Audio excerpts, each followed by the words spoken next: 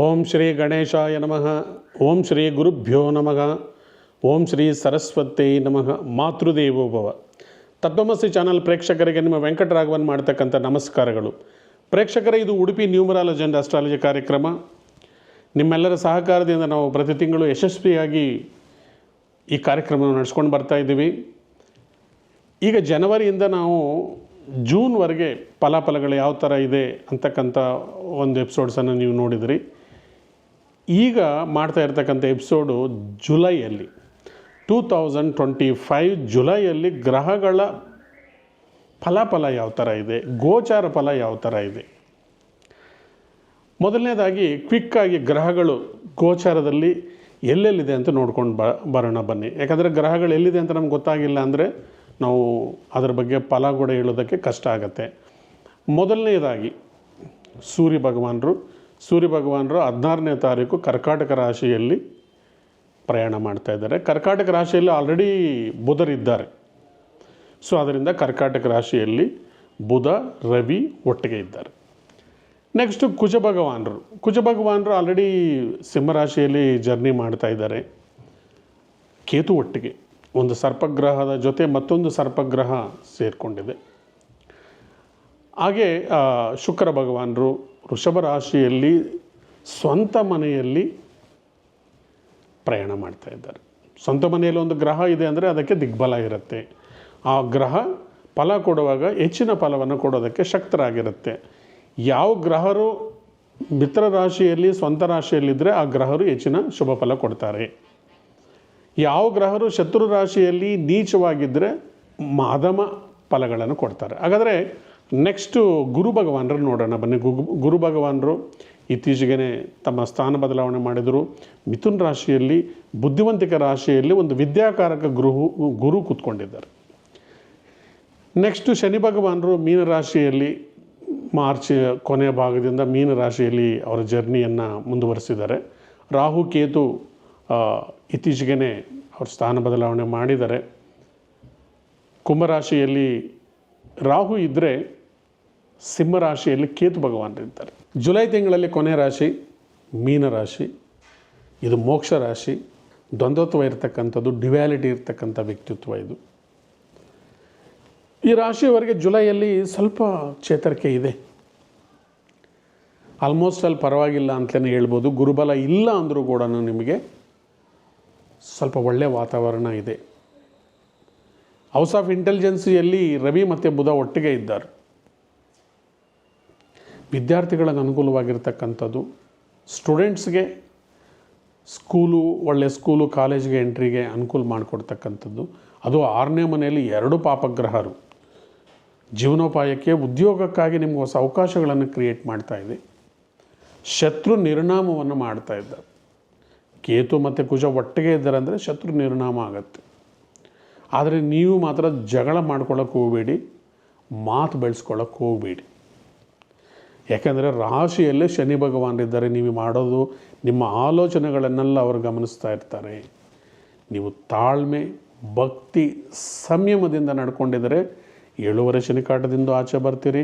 ಗುರುಬಲ ಕಮ್ಮಿ ಇಲ್ಲದೆ ಇರೋದರಿಂದ ಒಂದು ಸರ್ತಿ ಮಂತ್ರಾಲಯಕ್ಕೆ ಭೇಟಿ ಕೊಡಿ ಅಥವಾ ದತ್ತಪೀಠಕ್ಕೆ ಭೇಟಿ ಕೊಡಿ. ಗುರುಗಳ ಆರಾಧನೆ ಮಾಡೋದರಿಂದ ಗುರು ಅನುಗ್ರಹಣೆ ಸಿಕ್ಕತ್ತೆ.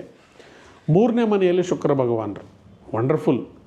ಎಕ್ಸ್ಪೆಷಲಿ ಕವಿಗಳಿಗೆ, ಬರಹಗಾರರಿಗೆ, ಆ್ಯಕ್ಟಿಂಗ್ ಮಾಡ್ತಕ್ಕಂಥವ್ರಿಗೆ, ಪತ್ರಕರ್ತರಿಗೆ ತುಂಬ ಅನುಕೂಲವಾಗಿರ್ತಕ್ಕಂಥದ್ದು. ಮತ್ತು ನೀರಿಗೆ ಸಂಬಂಧಿಸಿರ್ತಕ್ಕಂಥ ವ್ಯವಹಾರಗಳು ಮಾಡ್ತಕ್ಕಂಥವ್ರು ಸ್ವಲ್ಪ ಜೋಪಾನ. ಗುರುಬಲ ಕಮ್ಮಿ ಇಲ್ಲದೆ ಇರೋದರಿಂದ ಅತಿಯಾದಂಥ investments, hotel, liquor, petrol, chemicals ಇಂಥದ್ರಲ್ಲಿ ಗ್ಯಾಸ್ ರಿಲೇಟೆಡ್ ಕಂಪ್ನಿಗಳಲ್ಲಿ ಅತಿಯಾದ ಹೂಡಿಕೆ ಬೇಡ. ಸ್ವಲ್ಪ ಜಾಗ್ರತೆಯಿಂದ ಇರಿ. ಮತ್ತು ಈ ಸರ್ತಿ ಮಳೆ ಜಾಸ್ತಿ ಆಗೋ ಕಾರಣ ಮತ್ತು ನಿಮ್ಮ ರಾಶಿಯಲ್ಲಿ ಶನಿ ಭಗವಾನರಿರೋದ್ರಿಂದ ಏನಾದರೂ ಕಟ್ಟಡಗಳಿಗೆ 4ನೇ ಮನೆಯಲ್ಲಿ ಗುರು ಇರೋದರಿಂದ ನಿಮ್ಮ ಮನೆ ಕಟ್ಟಡಗಳಿಗೆ ಏನಾದರೂ ಹಾನಿ ಆಗ್ತಕ್ಕಂಥದ್ದು ಚಾನ್ಸಸ್ ಇರುತ್ತೆ. ಸ್ವಲ್ಪ ಜಾಗ್ರತೆ ವಹಿಸಿ. ಏನಾದರೂ ಸಣ್ಣ ಪುಟ್ಟ ರಿಪೇರಿ ಇದ್ದರೆ ಮಾಡ್ಕೊಂಬಿಡಿ. ಇನ್ನೇನು ಮಳೆಗಾಲ ಕೂಡ ಸ್ಟಾರ್ಟ್ ಆಗ್ತಾ ಇದೆ. ಸಣ್ಣ ಪುಟ್ಟ ಏನಾದರೂ ಮನೆಗೆ ಸಂಬಂಧಿಸಿರ್ತಕ್ಕಂಥ ರಿಪೇರಿಗಳು ಮಾಡಿಕೊಳ್ಳಿ. ಅದೇ ರೀತಿ ನಿಮ್ಮ ವಾಹನಕ್ಕೆ ಕೂಡ ಏನಾದ್ರೂ ಆ ಸರ್ವಿಸ್ ಮಾಡ್ತಕ್ಕಂಥದ್ದು ಏನಾದರೂ ಪೆಂಡಿಂಗ್ ಇದ್ದರೆ ಅವನ್ನು ಕೂಡ ನೀವು ಮುಕ್ತಾಯ ಮಾಡ್ಕೊಳ್ಳಿ. ಈ ತಿಂಗಳಲ್ಲಿ ಭಕ್ತಿ, ವೈರಾಗ್ಯ ಎರಡೂ ಮಿಶ್ರಣವಾಗಿರಲಿ. ಶನಿ ಭಗವಾನರನ್ನು ಒಲಿಸ್ಕೋಬೇಕಂದ್ರೆ ವೈರಾಗ್ಯ, ಧರ್ಮವಾಗಿ ನಡ್ಕೊಳ್ತಕ್ಕಂಥದ್ದು, ಭಕ್ತಿ ಮಾರ್ಗದಲ್ಲಿ ನಡ್ಕೊಳ್ತಕ್ಕಂಥದ್ದು, ಸ್ತೋತ್ರ ಜಪ, ಇಷ್ಟದೇವರ ಜಪ ಮಾಡ್ತಕ್ಕಂಥದ್ದು. ಶನಿದೇವರನ್ನು ಒಲಿಸ್ಕೋಬೇಕಂದ್ರೆ ನೀವು ಶಿವನನ್ನು ಕೂಡ ಆರಾಧನೆ ಮಾಡಬೇಕು. ಶಿವನನ್ನು ಆರಾಧನೆ ಮಾಡಿದರೆ ಶನಿದೇವರು ಕೂಡ ಒಲಿತಾರೆ. ಒಟ್ಟಿನಲ್ಲಿ ಓವರಲ್ ಆಗಿ ಈ ತಿಂಗಳು ನಿಮಗೆ ನೆಗೆಟಿವ್ ಸ್ವಲ್ಪ ಕಮ್ಮಿನೇ ಇದೆ. ಈ ಟೈಮನ್ನು ನೀವು ಎನ್ಕ್ಯಾಶ್ ಮಾಡ್ಕೊಳ್ಳಿ. ಯಾಕಂದರೆ ನಿಮ್ಮ ರಾಶಿಯಲ್ಲಿ ಷಷ್ಠಗ್ರಹ ಕೂಟಮಿ ನಡೆಯಿತು, ಪಂಚಗ್ರಹ ಕೂಟಮಿ ಈ ಥರ ಎಲ್ಲ ನಡೆದು ನೀವು ಸ್ವಲ್ಪ ಸುಸ್ತಾಗಿದ್ದೀರಿ. ಈಗ ಚೇತರಿಸ್ಕೊಳ್ಳೋದಕ್ಕೆ ಒಳ್ಳೆ ಟೈಮ್ ಇದೆ. ಬೆಳಗ್ಗೆ ಬೇಗ ಎದ್ದೇಳಿ ಒಂದು ಪ್ಲ್ಯಾನ್ ಮಾಡ್ಕೊಳ್ಳಿ. ಈ ತಿಂಗಳಲ್ಲಿ ಏನೇನು ಮಾಡಬೇಕು, ನೆಕ್ಸ್ಟ್ ತಿಂಗಳಲ್ಲಿ ಏನೇನು ಮಾಡಬೇಕು, ಒಂದು ಪ್ಲ್ಯಾನ್ ರೆಡಿ ಮಾಡಿಕೊಂಡು ಒಂದು ಆ್ಯಕ್ಷನ್ ತೊಗೊಳ್ಳಿ. ಪ್ಲ್ಯಾನ್ ಆಫ್ ಆ್ಯಕ್ಷನ್, ಡೆಫಿನೆಟ್ಲಿ ಜಯ ಸಿಕ್ಕುತ್ತೆ. ಸರಿ, ಕಾರ್ಯಕ್ರಮ ಮುಕ್ತಾಯ ಮಾಡೋಕ್ಕೆ ಮೊದಲು ನಾನು ಒಂದು ಚಿಕ್ಕ ಉಪಾಯವನ್ನು ಹೇಳಿ ನಿಮಗೆ ಕಾರ್ಯಕ್ರಮವನ್ನು ಮುಕ್ತಾಯ ಮಾಡ್ತೀನಿ. ಮುಖ್ಯವಾಗಿ ಈ ತಿಂಗಳಲ್ಲಿ ಬರ್ತಕ್ಕಂಥ ಗಣೇಶ ಸಂಕಷ್ಟರ ಚತುರ್ಥಿ 14ನೇ ತಾರೀಕಿದೆ. ಅವತ್ತು ಗಣೇಶ ಸಂಕಷ್ಟ ಚತುರ್ಥಿಯನ್ನು ನೀವು ಆಚರಣೆ ಮಾಡಿ. ಸಾಕಷ್ಟು ಜನ ನಾವು ತೊಂದರೆಗಳಲ್ಲಿದ್ದೀವಿ, ಏನಾದರೂ ಒಂದು ಉಪಾಯ ಹೇಳಿ ನಮ್ಮ ಕಷ್ಟ ಪರಿಹಾರ ಆಗೋಕ್ಕೆ ಅಂತ ಕೇಳ್ತಾ ಇರ್ತಾರೆ. ನೀವು ಕೃತಿಕಾ ನಕ್ಷತ್ರ ಇರೋ ದಿನ ಒಂದು ಬಿಳಿ ಎಕ್ಕದ ಗಿಡದ ಬೇರನ್ನು ತೊಗೊಂಡು ಬಂದು ನಿಮ್ಮ ಕೈಯಲ್ಲಿ ಕಟ್ಕೊಂಡಿದ್ರೆ ನಿಮ್ಮ ಇಷ್ಟಾರ್ಥಗಳು ಬೇಗ ನೆರವೇರುತ್ತೆ. ಕೃತಿಕಾ ನಕ್ಷತ್ರ ಇರೋ ದಿವಸ ಬಿಳಿ ಎಕ್ಕದ ಗಿಡದ ಬೇರನ್ನು ತೊಗೊಂಡು ಬಂದು ನೀವು ಮುಂಗೈ ಕಟ್ಕೊಂಡಿದ್ರೆ ನಿಮಗೆ ಜಯ ಅನ್ನೋದು ಸಿಕ್ಕತ್ತೆ. ಹಾಗೆಯೇ ಸಾಕಷ್ಟು ಜನ ಹೇಳ್ತಾ ಇರ್ತಾರೆ, ನಮಗೆ ಮನೆಗೆ ದೃಷ್ಟಿದೋಷ ಇದೆ, ಮನೆಗೆ ಕೆಟ್ಟ ಶಕ್ತಿಗಳೆಲ್ಲ ಒಳಗಡೆ ಬರ್ತಾ ಇದೆ, ನಮಗೇನೋ ಆತಂಕ ಇದೆ, ಮಾಂತ್ರಿಕ ದೋಷ ಇದೆ ಅಂತ ಸಾಕಷ್ಟು ಜನ ಹೇಳ್ತಾ ಇರ್ತಾರೆ. ಇದಕ್ಕೊಂದು ಸಣ್ಣ ಪರಿಹಾರ ಹೇಳ್ತೀನಿ, ಮಾಡ್ಕೊಳ್ಳಿ. ಬಿಳಿ ಸಾಸುವೆಯನ್ನು ಕೈಯಲ್ಲಿ ಹಿಡ್ಕೊಂಡು ನರಸಿಂಹ ಮಂತ್ರವನ್ನು 11 ಬಾರಿ ಪಠಿಸಿ ನಿಮ್ಮ ಮನೆ 8 ದಿಕ್ಕುಗಳಲ್ಲಿ ಎಲ್ಲ ಕಡೆ ನೀವು ಆ ಬಿಳಿ ಸಾಸುವೆಯನ್ನು ಹಾಕಿದರೆ ನಿಮಗೆ ನರಸಿಂಹದೇವರ ಕೃಪೆಯಿಂದ ನಿಮ್ಮ ಮನೆಗೆ ಯಾವುದೋ ದುಷ್ಟಶಕ್ತಿಗಳು ಒಳಗಡೆ ಪ್ರವೇಶ ಆಗದಿರ ನಿಮ್ಮನ್ನು ಕಾಪಾಡುತ್ತೆ ಅಂತ ಹೇಳ್ತಾ ಈ ಕಾರ್ಯಕ್ರಮವನ್ನು ನಾನು ಇಲ್ಲಿಗೆ ಮುಕ್ತಾಯ ಮಾಡ್ತಾಯಿದ್ದೀನಿ. ಧನ್ಯವಾದಗಳು. ನಿರಂತರವಾಗಿ ವೀಕ್ಷಿಸಿ ತತ್ವಮಸಿ ಚಾನಲ್.